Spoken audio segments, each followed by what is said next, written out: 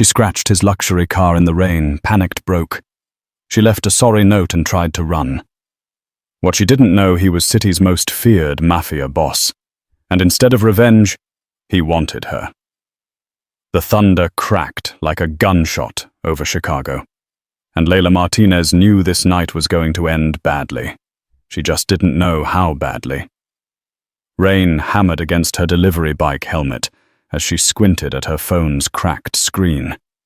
$347 in tips after 8 hours of racing through the storm. The math was brutal. She needed at least $50 tonight to avoid getting another threatening notice from her landlord. One more delivery, she whispered, her breath fogging inside her helmet. Just one more. The GPS led her into the warehouse district, where street lights were more suggestion than reality. Her bike's headlight cut through the darkness like a dying flashlight, illuminating nothing but rain and shadows. The address seemed wrong. Who ordered pizza to a place like this? She turned into what looked like an alley, following the blue on her screen. The narrow passage was so dark she could barely see 3 feet ahead. Something felt wrong. But Isla had learned long ago that when you're broke, you don't get to trust your instincts. You just survive. That's when she saw it. A sleek black car materialized from the shadows like something from a nightmare, parked sideways, blocking half the alley. She yanked her handlebars hard right, but the rain had turned the asphalt into an ice rink. Her bike skidded sideways, and she heard the sickening scrape of metal against metal. The sound echoed through the alley like a scream. Isla's heart stopped. She stumbled off her bike, rushing to the car's side, where a 3-in scratch now marred the perfect black paint. Even in the dim light, she could tell this wasn't just any car. This was the kind of vehicle that cost more than most people's houses. "Oh God, oh God, oh God," she muttered, pulling out her phone to use as a flashlight. The scratch looked even worse up close, cutting through what appeared to be a custom paint job. Her hands shook as she grabbed a napkin from her delivery bag and scribbled a note. "I'm so sorry. I'll pay for repairs. Please call me Isla." She added her number and tucked it under the windshield wiper. She was turning to leave when she heard footsteps echoing through the alley. Slow, deliberate, getting closer. Leaving so soon, the voice was smooth as whiskey and twice as dangerous. Isla spun around to face a man emerging from the shadows. Tall, broad-shouldered, with dark hair and eyes that seemed to see right through her soul. His expensive suit looked completely out of place in the grimy alley, yet somehow he belonged to this darkness. Behind him, 3 other men in suits appeared from nowhere, blocking every possible escape route. "I left a note," Isla said, surprised her voice didn't shake. "I'll pay for the damage." The man walked toward his car with the confidence of someone who owned the world. He ran his fingers along the scratch like he was examining a wound, then looked at her with an expression she couldn't read. "Do you know what this is?"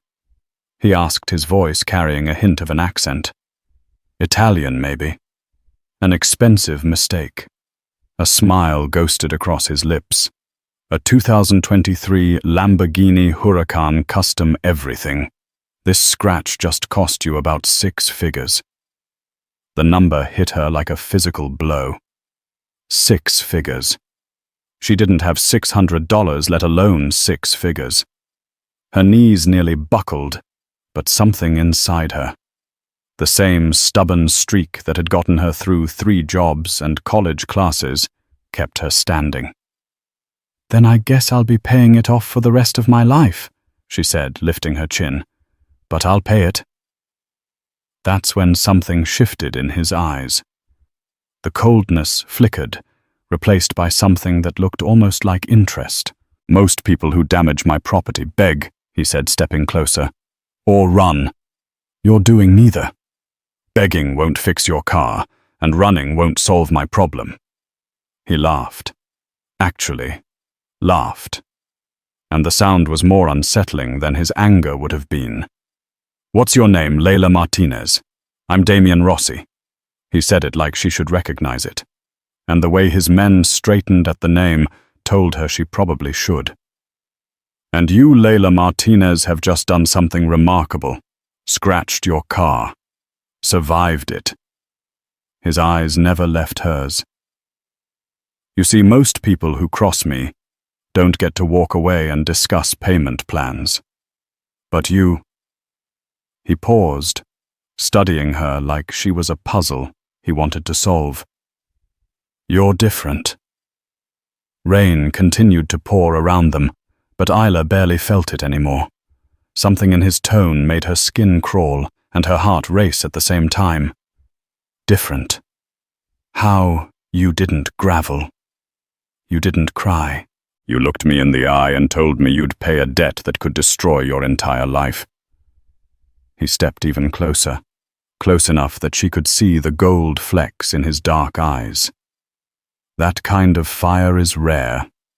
Fire doesn't pay for car repairs. No, he agreed, his smile turning predatory, but it does something much more interesting. Before she could ask what he meant, he nodded to his men. Take her. Wait. What Isla backed away, but there was nowhere to go. I said I'd pay for the car. Oh, you will, Damian said, walking back toward the shadows, but not with money. Strong hands grabbed her arms before she could run. She struggled, but it was like fighting against mountains. Let me go. You can't just miss Martinez. Damian's voice cut through her panic like a blade. If you can scratch my car and survive, you belong to me now. The last thing she saw before they pulled a hood over her head was a smile, cold, possessive, and somehow hungry. Then everything went dark, and Isla realized her night had just gotten infinitely worse than she'd imagined. As they dragged her away, she heard him say to someone, "Take her to the mansion and make sure she's comfortable. She's going to be staying with us for a very long time." The thunder crashed again, but this time it sounded less like a warning and more like a door slamming shut on the life she used to know. Isla woke up on silk sheets. The realization hit her before she even opened her eyes. The fabric was too smooth, too expensive. Nothing like the worn cotton sheets in her tiny studio apartment. Her head throbbed, and when she tried to move, every muscle in her body screamed in protest. She bolted upright, her heart hammering as memories flooded back. The alley, the scratch, Damian Rossi's predatory smile, the hood over her head. The room around her was like something out of a movie. Massive windows draped in heavy curtains, antique furniture that probably cost more than her college tuition, and a chandelier that threw prismatic light across cream-colored walls. It was beautiful and terrifying all at once. "You're awake." Isla spun toward the voice and found Damian leaning against the doorframe, still in that perfect suit, despite whatever time it was. He looked completely relaxed, like kidnapping college students was just another Tuesday for him. "Let me go." Her voice came out stronger than she felt. "Right now, good morning to you too," he said, stepping into the room. In the daylight, streaming through the windows, she could see him more clearly. Sharp cheekbones, eyes that seemed to catch every detail, and a scar that ran along his left temple. "How did you sleep? How did I—" She stared at him in disbelief. "You kidnapped me. You can't just— I can do whatever I want, Isla." His voice was calm. "Matter of fact, this is my world, and in my world I make the rules." She scrambled off the bed, putting distance between them. "This is insane. You can't keep me here over a car scratch. This isn't about the car anymore." He moved closer, and she noticed he walked with the fluid grace of a predator. "This is about you. Me.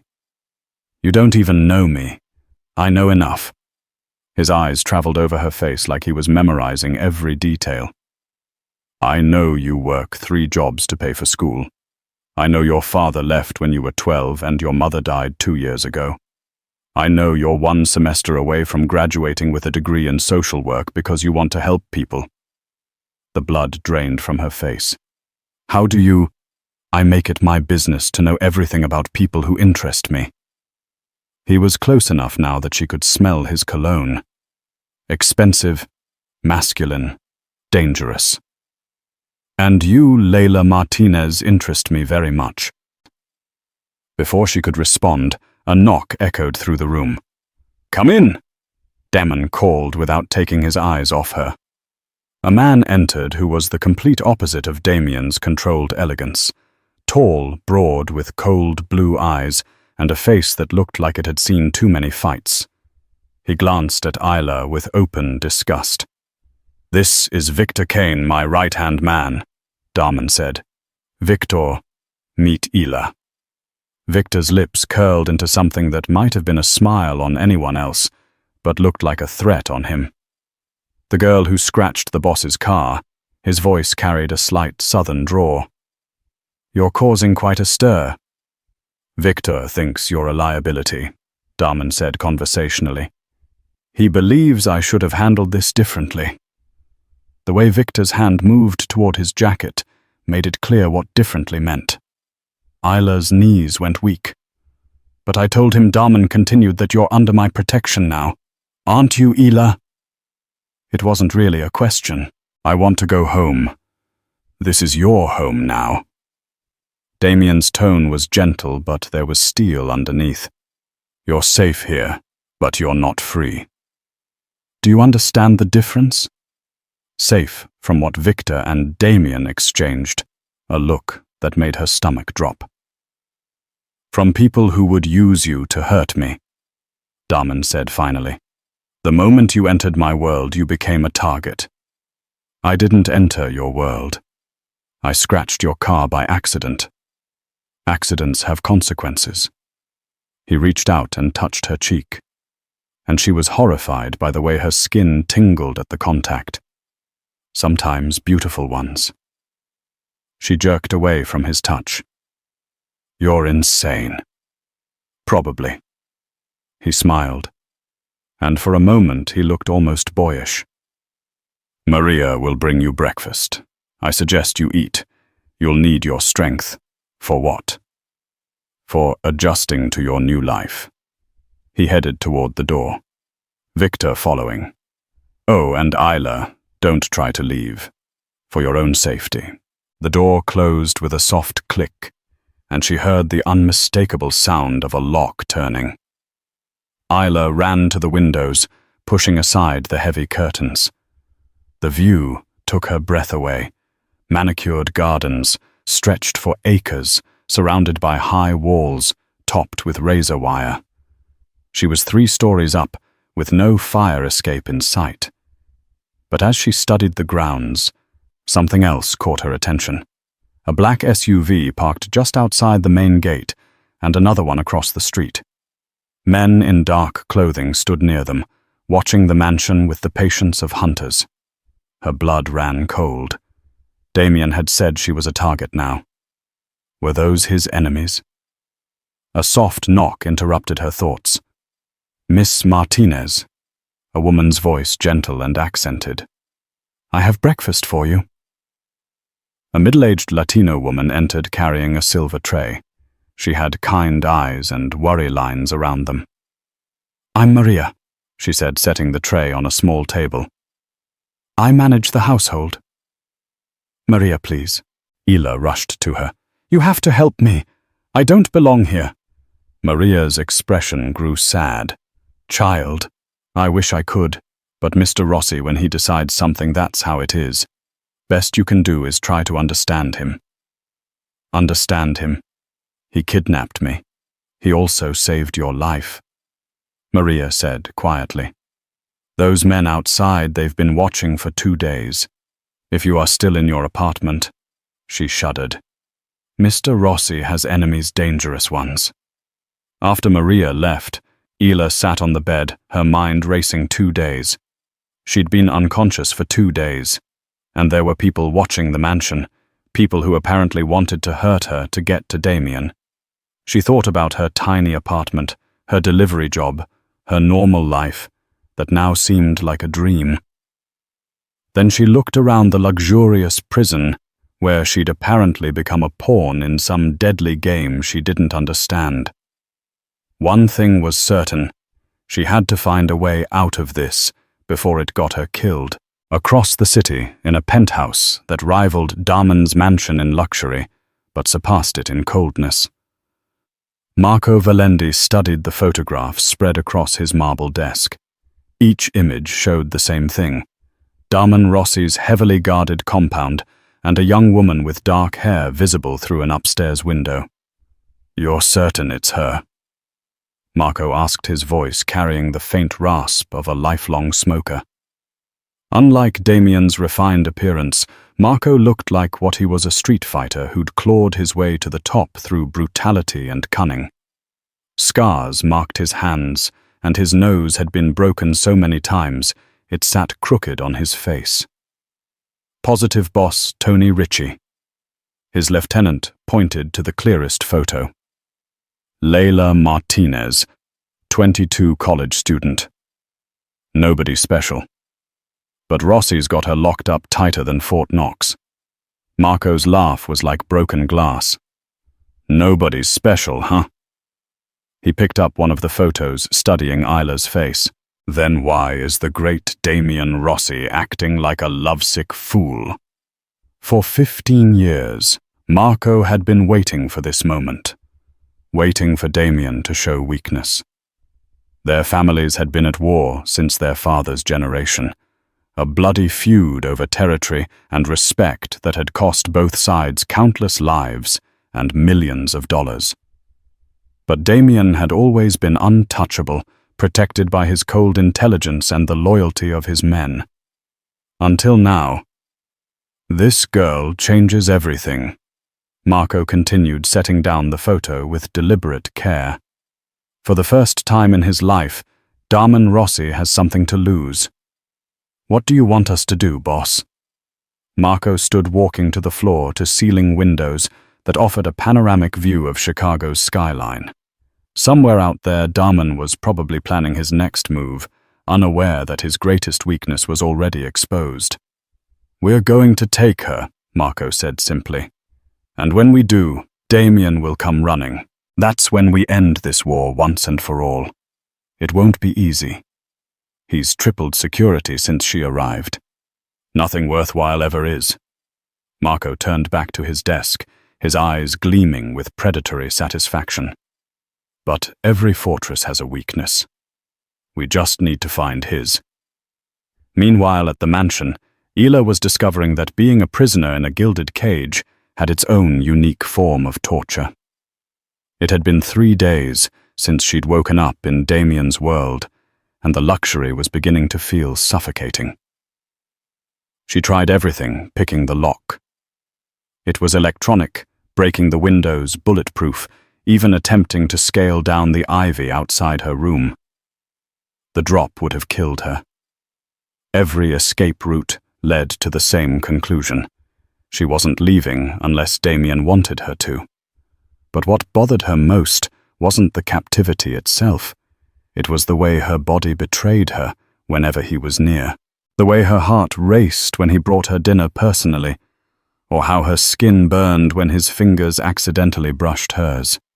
It was sick, twisted, and completely against everything she believed in. She was pacing her room when voices drifted up from the hallway. One was Damian's, and the other belonged to Victor. She pressed her ear to the door, straining to listen. Surveillance footage from 3 locations. Victor was saying, "Marco's men have been watching us for days. Let them watch." Damian's voice was ice cold. "They won't get close enough to matter. Boss, with respect, this isn't about getting close. This is about her." Victor's contempt was clear even through the door. "The girls made you soft. Every family in Chicago can see it. Watch your tone, Victor. Someone has to say it. You've turned this place into a fortress over some random college girl. Marco's already putting the word out. Says you've finally found something worth dying for." There was a long pause that made Isla's blood run cold. "Maybe I have," Damian said finally. Double the guard rotations. I want eyes on every approach to this property. And Victor, if anything happens to her, I'll hold you personally responsible. And if this war costs us everything, if Marco uses her to destroy everything we've built, then that's my choice to make. Footsteps echoed down the hallway, moving away from her door. Isla stepped back, her hands shaking. A war. She was causing a war between two crime families, and people were going to die because she'd scratched a car. The weight of it hit her like a physical blow. She sank onto the bed, burying her face in her hands. How many people would get hurt because of her? How many families would lose fathers, sons, brothers? An hour later, Damon appeared in her doorway with dinner. He looked tired. Stress lines etched around his eyes that hadn't been there before. "You look pale," he observed, setting the tray on her table. "Maria made your favorite chicken parmesan." "How do you know what my favorite is? I make it my business to know." He sat across from her, studying her face with those intense, dark eyes. "What's wrong?" For a moment, she considered lying, but the guilt was eating her alive. "I heard you talking to Victor," she said quietly. "About Marco Valente, about the war." Damian's expression didn't change, but something flickered in his eyes. "What did you hear?" "Enough." She stood pacing to the window. "People are going to get hurt because of me. Because you won't let me go. People get hurt in my world regardless," he said, his voice carefully neutral. "This changes nothing." "Liar!" She whirled to face him. "Victor's right, isn't he? I've made you weak. I've made you vulnerable." Damian was silent for a long moment. When he finally spoke, his voice was softer than she'd ever heard it. "You've made me human," he said. "For the first time in my life, I have something I can't bear to lose." The confession hung between them like a loaded gun. Isla stared at him, seeing not the cold Mafia boss who'd kidnapped her, but a man who looked lost and desperate and completely out of his depth. "Then let me go," she whispered. "End this before someone dies." "I can't." He stood, moving toward her with that predatory grace. "I won't, even if it destroys you." His hand cupped her cheek thumb, brushing across her skin with devastating gentleness. Even then, as he left her alone with her guilt and growing unwanted feelings, Isla realized the truth that terrified her most. She was starting to understand him. And worse, she was starting to care what happened to him too. The plan came to Isla at 300 a.m., while she lay staring at the ceiling, unable to sleep for the third night in a row. She couldn't stop the war, but she could remove herself from the equation. If she wasn't here, Marco would have no leverage over Damian. People would stop dying because of her. It was Maria who made it possible. "You look tired, mija," the older woman said the next morning as she brought breakfast. Her kind eyes were filled with worry. "This life, it's not meant for someone like you," Maria Isla said carefully.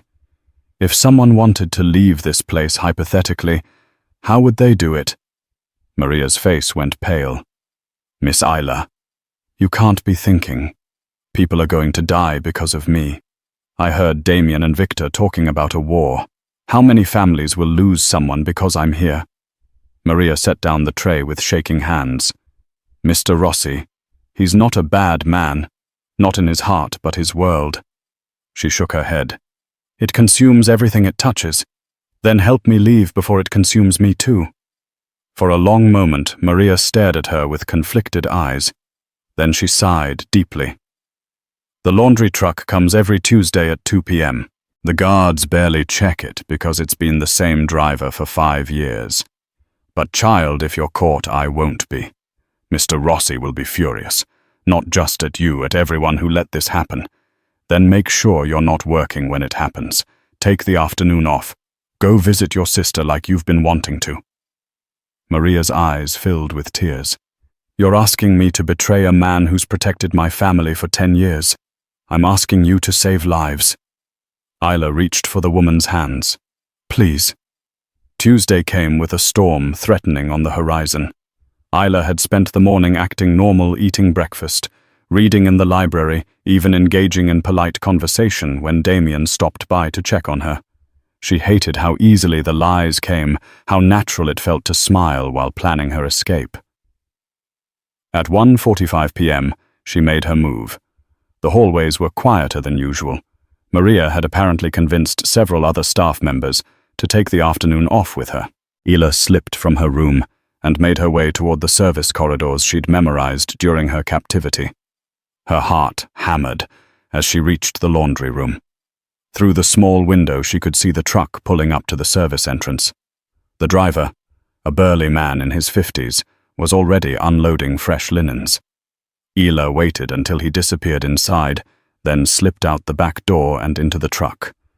She buried herself under a pile of dirty sheets, the smell of industrial detergent burning her nostrils. Minutes felt like hours as she listened to boxes being loaded around her. Finally, the engine started. The truck rolled forward, and Leila allowed herself a moment of hope. She was actually doing it. She was escaping. In 20 minutes, she'd be far enough away to call the police to disappear back into her normal life. The truck stopped. Voices outside, angry, urgent. The back doors flew open, and hands reached in, tearing away the sheets that hit her. "Well, well," a voice said, grally and cold. "What do we have here?" Leila found herself staring into the scarred face of Marco Valeni. Behind him stood 4 men with guns drawn, all wearing expressions of predatory satisfaction. "Leila Martinez," Marco continued, hauling her from the truck. "Damn's little pet. You just made this very easy for us." Terror flooded through her. "I don't know what you want, but... Oh, I think you know exactly what I want." Marco's grip on her arm was painful enough to leave bruises. "You're going to help me send a message to your boyfriend." They were dragging her toward a black SUV when the shooting started. Gunfire erupted from 3 directions at once. Damian's men appeared from behind cars. Buildings, shadows, as if they'd been waiting for exactly this moment. Marco cursed, pushing Leila behind the truck as bullets sparked off metal around them. "Kill them all," Marco shouted to his men. "But keep the girl alive." The battle was brief, but vicious. Leila pressed herself against the truck's wheel, covering her ears, against the deafening sound of automatic weapons. She could hear men shouting, screaming, dying. Then, suddenly, silence. Leila. She looked up to see Damian running toward her, his face a mask of cold fury she'd never seen before. Blood spattered his white shirt, and he held a smoking gun in his right hand. Behind him, Victor and 6 other men were zip-T surviving members of Marco's crew. Marco himself lay motionless near the SUV, his eyes staring sightlessly at the grey sky. "Are you hurt?" Damon's hands were on her, checking for injuries with desperate thoroughness. "Did they touch you? Did they hurt you?" "I'm fine," she managed to say. "Damian, I'm—" Then his arms were around her, crushing her against his chest, with a desperation that took her breath away. She could feel his heart hammering against her ribs, could feel the tremor in his hands as he buried his face in her hair. "You could have been killed," he whispered, his voice raw. "They could have taken you, hurt you, and I would never have found you." The reality hit her then, not just that she'd nearly been kidnapped, but that Damian had been following her, that this had all been a trap with her as the bait. "You knew," she said, pushing against his chest. "You knew I was going to try to escape." His arms didn't loosen. "I've known since Sunday. Maria came to me Sunday night, told me about your conversation." Betrayal and rage flooded through her. "You used me as bait. You let me walk into an ambush." "I protected you," he said fiercely. "I made sure you were never in real danger. never in real danger. She shoved him hard enough that he had to release her. There were bullets flying everywhere. Marco could have killed me. Marco's dead. His threat is over. Damon reached for her again, but she backed away. You're safe now. Safe. I'm your prisoner. I'm trapped here because you're too obsessed to let me live my own life. Her voice cracked with fury and desperation. I hate you. I hate this place. And I hate what you've done to me. Something flickered in Damian's eyes. Hurt, maybe, or understanding. But when he spoke, his voice was still. Then, hate me, he said quietly.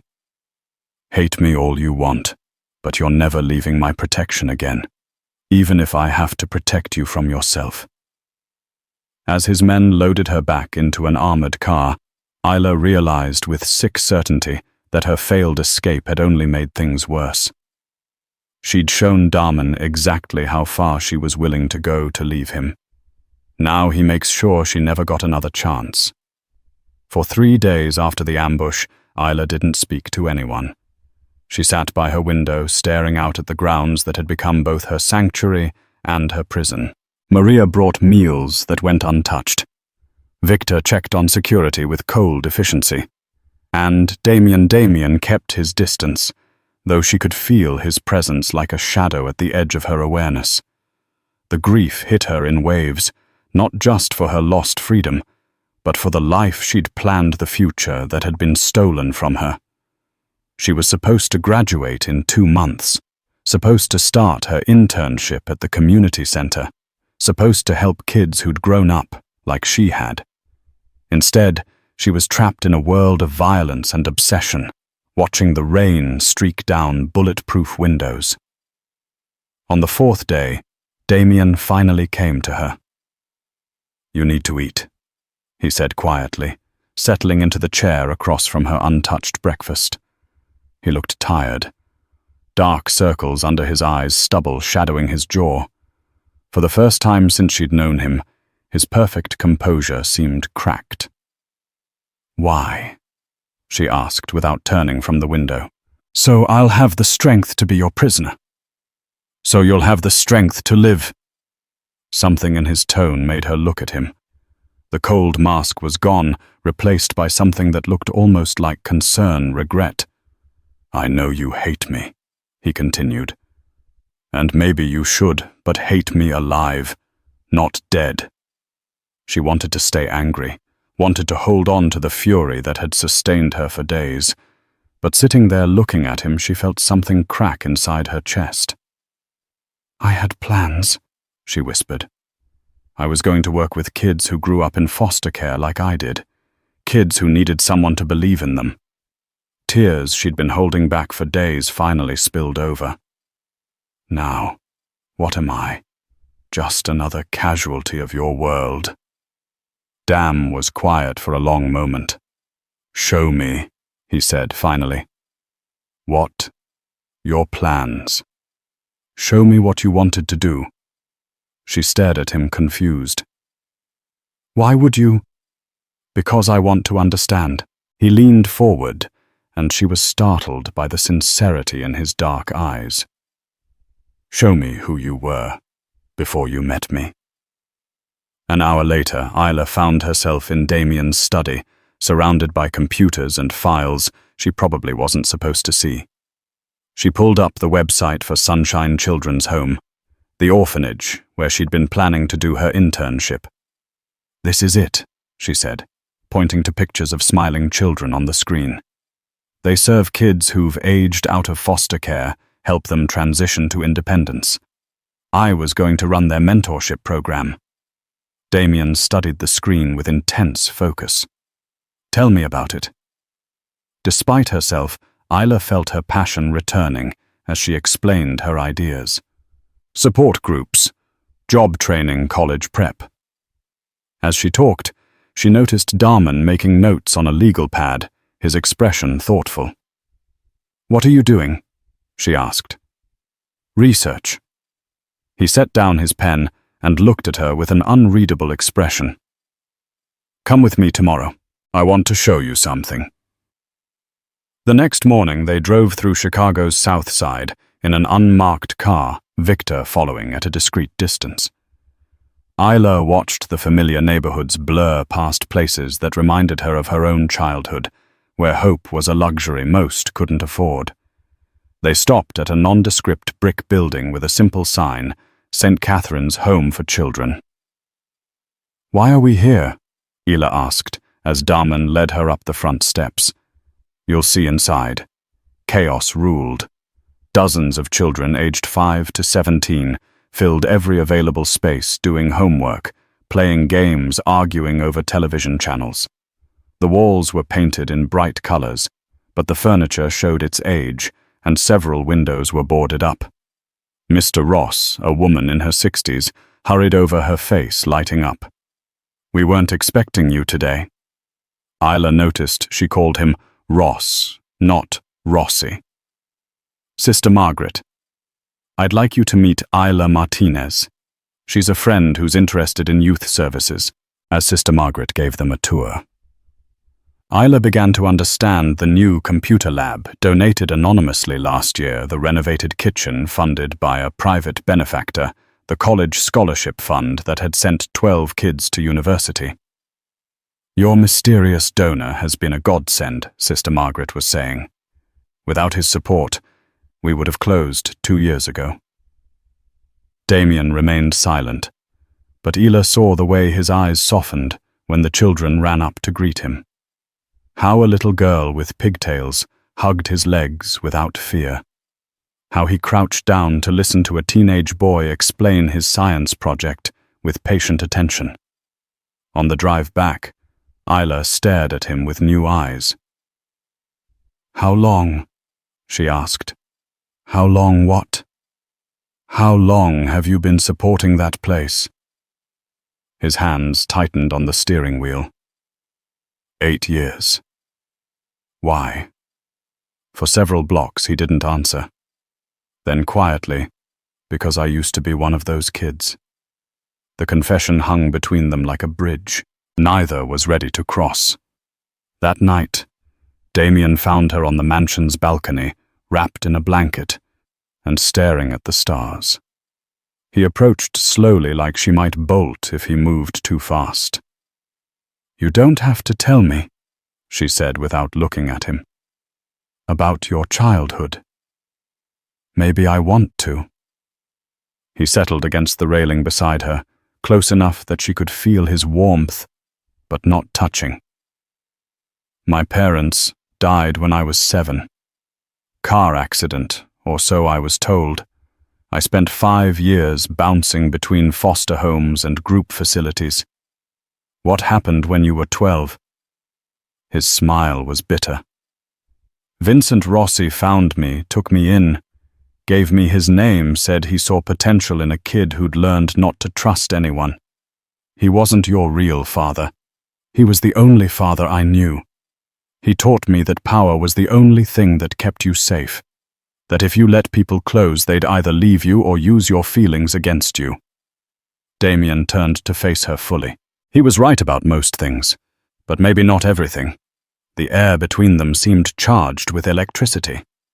Isla found herself studying the sharp lines of his face in the moonlight, remembering how he'd held her after the ambush, how his hands had shaken with fear for her safety. "You're not what I expected," she admitted softly. "What did you expect?" "A monster." She tucked a strand of hair behind her ear, suddenly self-conscious. But monsters don't run secret charities. They don't remember that a little girl likes her pancakes shaped like butterflies. His eyes dropped to her lips, then back to her eyes. "Maybe I am a monster. Maybe I'm just a monster who wants to be better for you." The honesty in his voice made her breath catch.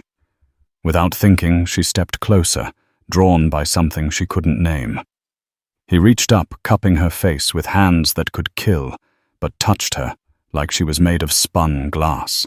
"Isla," he whispered, and her name on his lips sounded like a prayer. She should pull away, should remember that he was her captor, that he'd stolen her life and her choices. But when she looked into his eyes, she saw the boy who'd learned not to trust anyone, the man who hid his kindness behind ruthless efficiency. She saw someone as trapped as she was, just in a different kind of cage. The moment stretched between them, full of possibilities and dangers she wasn't ready to name. Then a phone buzzed, breaking the spell. Damian stepped back, the cold mask sliding back into place as he answered. "What is it, Victor?" Leila couldn't hear the words, but she saw Damian's expression harden. "I'll be right there," he said, ending the call. He looked at her with something that might have been regret. "I have to go business." As he walked away, leaving her alone on the balcony, Leila pressed her fingers to her lips and wondered when everything had become so complicated. She still wanted her freedom, would always want it. But now she wanted something else too. Something that terrified her more than any cage. She wanted to understand the man who'd stolen her heart, along with her liberty. Victor Cain stood in the shadows of the parking garage, his phone pressed to his ear as rain drummed against the concrete above. On the other end of the line, a voice with a thick Brooklyn accent was giving him instructions he never thought he'd follow. "You sure about this, Cain?" Tony Ritchie Marco's former lieutenant asked. "Once we move, there's no going back." Victor's jaw clenched. "I'm sure Darman's lost his edge. That girl has made him weak, reckless. If this continues, we'll all be dead within a year. And you think betraying him will save your organization? I think removing the distraction will save what's left of the man I followed for 10 years. Victor watched rainwater cascade down the garage's entrance. Marco had it right. She's his weakness. But Marco was too impatient, too sloppy. "So what are you proposing? You take the girl. Clean quiet. Make it look like an outside job." Victor's voice was steady, but his hands shook slightly. "Once she's gone, Damian will remember who he really is. And if he comes after us, he won't know it was me. I'll help him hunt for her, feed him false leads. By the time he realizes the truth, it'll be too late to matter." Tony was quiet for a moment. "You're asking me to start a war with one of the most dangerous men in Chicago. I'm asking you to help me save him from himself." After ending the call, Victor sat in his car for a long time, staring at his reflection in the rearview mirror. He'd been Damian's right hand for a decade, had pulled him out of more firefights than he could count. But the past month had changed everything. Damian was making emotional decisions, taking unnecessary risks, turning their operation into a fortress, centered around protecting one insignificant girl. It had to end. 2 floors above the garage, Damian stared out his office window, a strange unease settling in his chest. Something felt wrong. Not wrong enough to identify, but present, like a low-frequency hum at the edge of his consciousness. He'd just finished reviewing security reports when Victor knocked on his door. "Coming."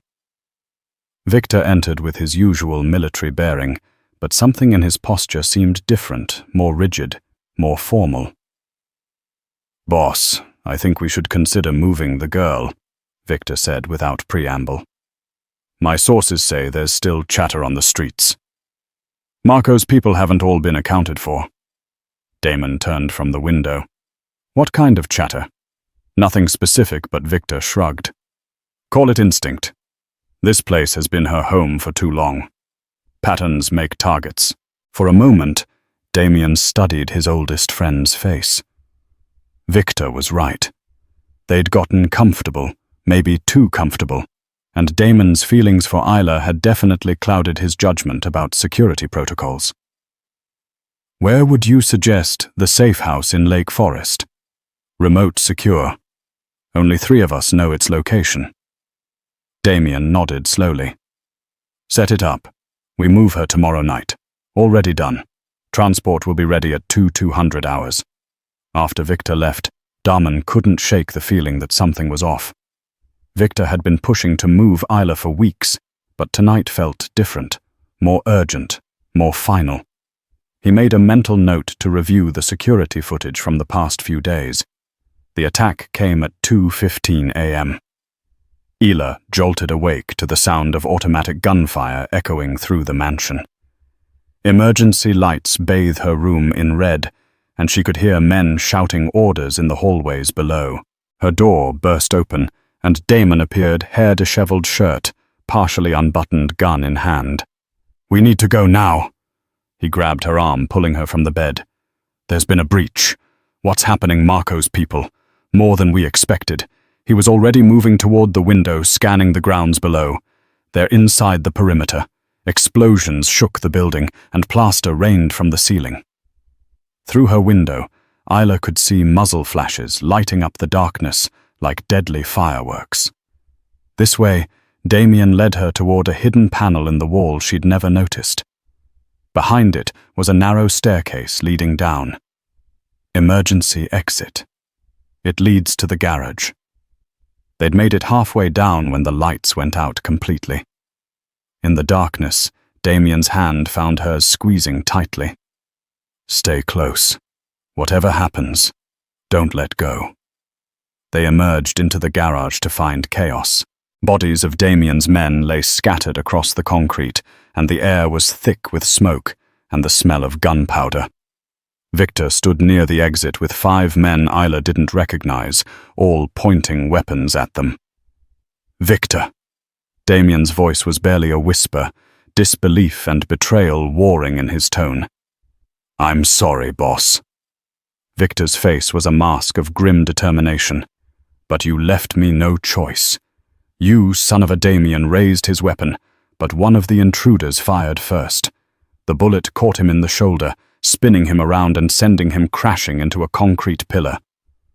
Damian Leila screamed, trying to run to him, but strong hands grabbed her arms. "No permanent damage," Victor ordered the shooter. "He needs to live with this." Damian struggled to his feet, blood streaming down his arm, his face twisted with rage and pain. "You think this will save me? You think taking her will make me stronger? I think it will remind you who you really are." Victor nodded to his men. "Take her, Victor, please."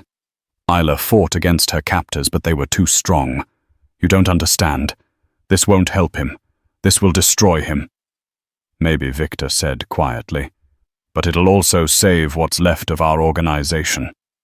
As they dragged her toward a waiting van, Leila heard Damian roar her name with the fury of a wounded animal. The sound echoed through the garage like a promise of vengeance, and she knew that whatever Victor thought he was accomplishing, he just signed all their death warrants. The van doors slammed shut, cutting off her view of Damian trying desperately to crawl toward her, despite his wounds. As they drove away from the burning mansion, Leila realized she wasn't crying for her lost freedom anymore. She was crying because she'd finally understood what Damian meant to her, just in time to lose him.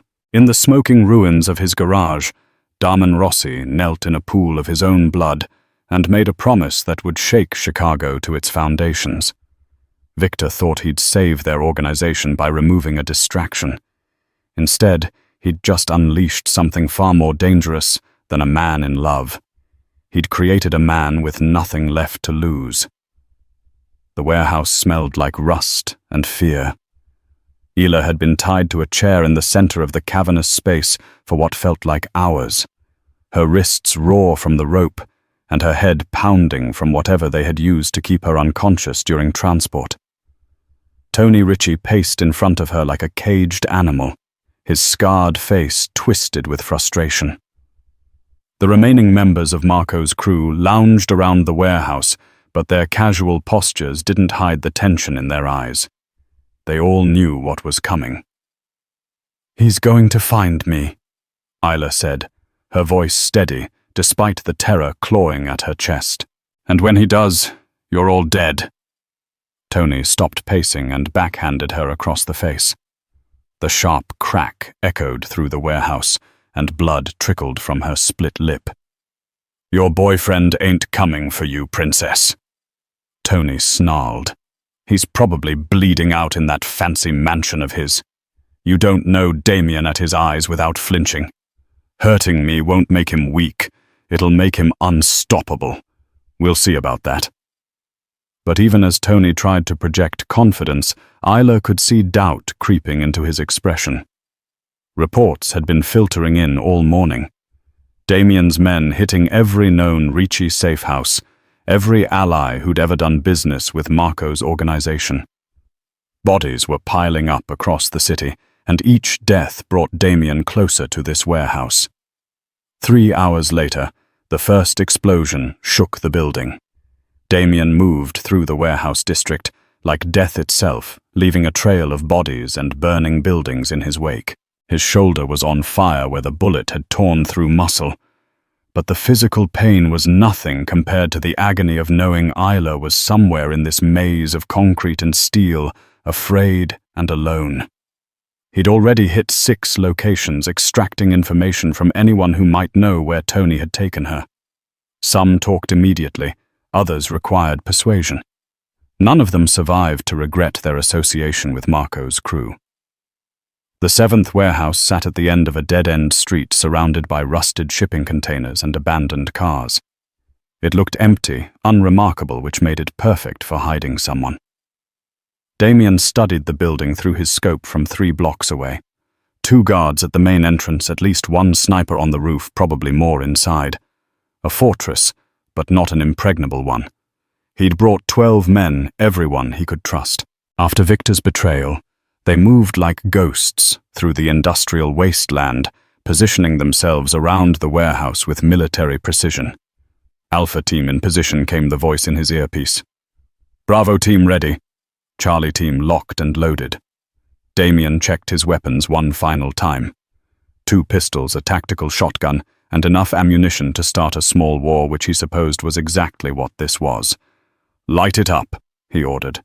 The assault began with controlled explosions that blew out the warehouse's windows and plunged the interior into chaos. Smoke grenades followed, filling the space with thick grey clouds that turned visibility to 0. Isla heard Tony shouting orders, heard his men scrambling for positions, heard the distinctive sound of weapons being readied for battle. But through it all, she found herself smiling. He'd come for her just like she'd known he would. The gunfight that followed was brief, but vicious. Damon's men were professionals, disciplined and coordinated. Tony's crew were street thugs, dangerous but undisciplined. The outcome was never really in doubt. When the smoke began to clear, Damian appeared through the haze like an avenging angel. His clothes were torn, his face streaked with smoke and blood, but his eyes burned with cold fury as they found her across the warehouse. "Let her go, Ricci," he called out, his voice echoing through the space. Tony emerged from behind a shipping container, holding a gun to the back of another man's head. One of Damian's soldiers who'd been caught in the crossfire. "I don't think so," Tony replied. "You want her? You're going to have to go through me and everyone I got left. If that's what it takes." What happened next was like watching a force of nature unleashed. Damian moved with inhuman speed and precision, his weapons becoming extensions of his will. He flowed through the warehouse like water, adapting to every obstacle, every threat. One by one, Tony's remaining men fell. Some tried to run, some tried to fight. None of them made it to the exits.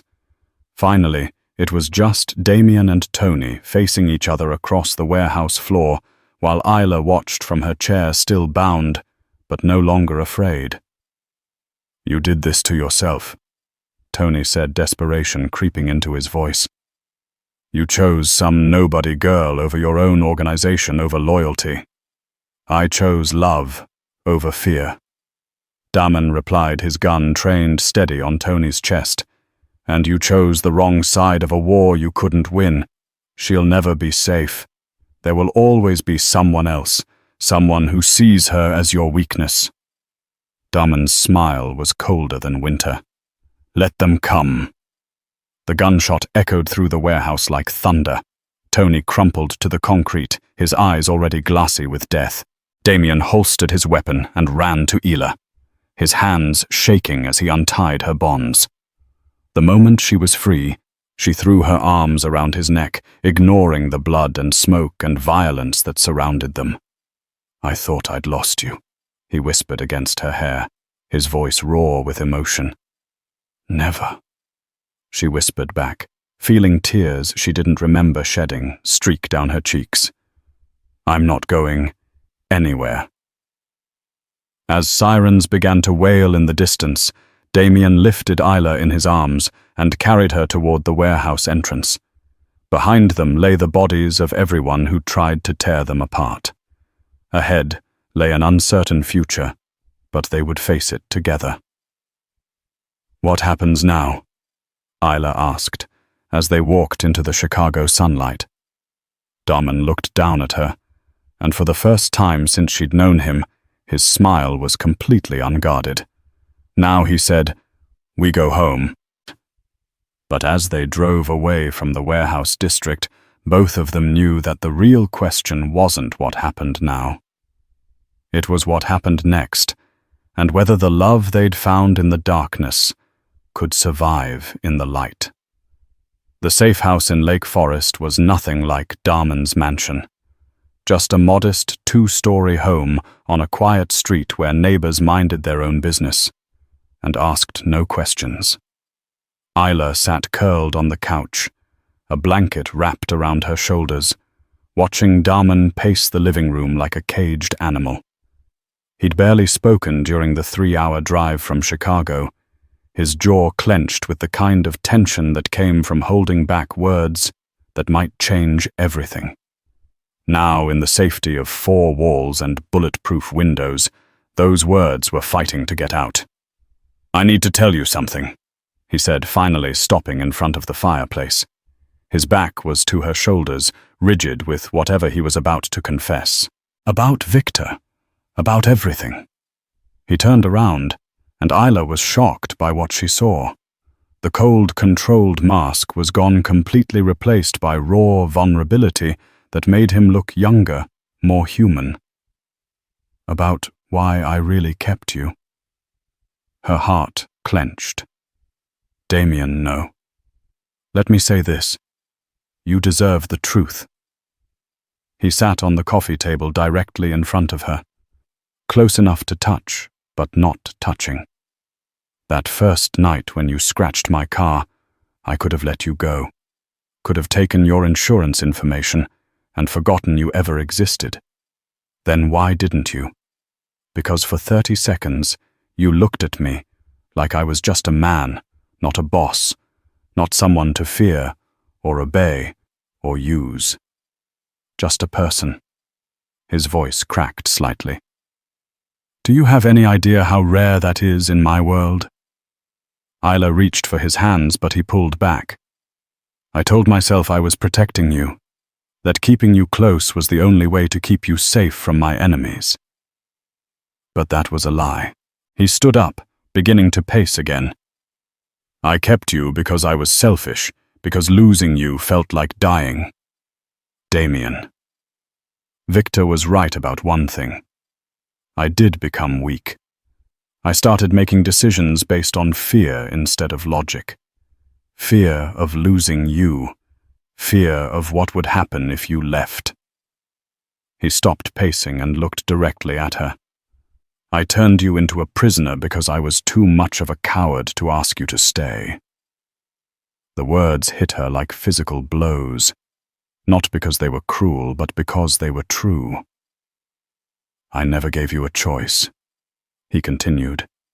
"Real choice. And that's not love. That's possession." Isla felt tears sliding down her cheeks, but she didn't know if they were from sadness or relief or something else entirely. "So I'm giving you one now." Damian walked to a table by the window and picked up a set of car keys and an envelope. "There's a car in the garage, clean plates, full tank. The envelope has cash and a new identity driver's license, social security card, passport, everything you need to disappear." Her breath caught. "What are you saying?" "I'm saying you're free." The words seemed to tear something inside him. You can walk out that door and never see me again. Go back to school. Get your degree. Help those kids you wanted to help. Live the life you planned before I destroyed it. And you?" His smile was heartbreaking. "I'll make sure no one ever comes after you. I have enough enemies to keep me busy without creating new ones." Isla stared at the keys in his outstretched hand, her mind reeling. This was what she'd wanted from the beginning. Her freedom, her life back, the chance to choose her own path. All she had to do was take the keys and walk away. "What if I don't want to go?" she whispered. "Then you're not thinking clearly." His voice was gentle but firm.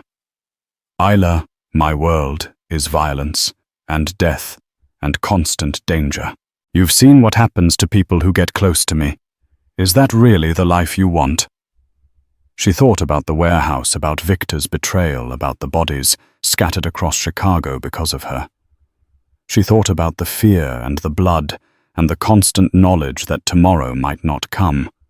Then she thought about the orphanage, about Damian crouching down to listen to a child's science project. She thought about his hands shaking when he held her after the ambush, about the way he'd said her name like a prayer on the balcony. "You're right," she said, and watched his face crumble. "Your world is dangerous and violent and terrible." She stood up, walking toward him with purpose. "But it's also where you are," she continued, her voice growing stronger with each word. "And you're the man who sees potential in throwaway kids, who remembers that I like my pancakes shaped like butterflies, who was willing to start a war to get me back, Isla. I spent my whole life being invisible," she said, now standing directly in front of him. "Foster families who never really saw me. Teachers who wrote me off. A world that taught me I wasn't worth fighting for. But you looked at me and saw something worth dying for." She took the keys from his hand, and for a moment his eyes filled with hope. Then she set them on the table behind him. "I don't want safe," she said, reaching up to cup his face in her hands. "I don't want easy. I want you. You don't know what you're saying. I'm saying I choose this. I choose you. I choose us." She smiled through her tears. "Not because you made me, not because I'm afraid to leave, but because this is where I belong." When he kissed her, it was like coming home and starting an adventure all at the same time. His arms came around her with desperate reverence, holding her like she was the most precious thing in his world. Because she was. "We can't go back to the way things were," he said against her lips. "If you stay, if we do this, you're my partner in everything. Equal choices, equal risks, equal say in what happens next. Promise. I swear it, on my life." As they held each other in the quiet safety of the safe house, both of them knew the road ahead would be anything but safe. There would be new enemies, new challenges, new dangers around every corner. But they would face them together. A broken boy who'd learned to love, and a lost girl who'd found her home in the most unlikely place. And sometimes, that was enough to change the world.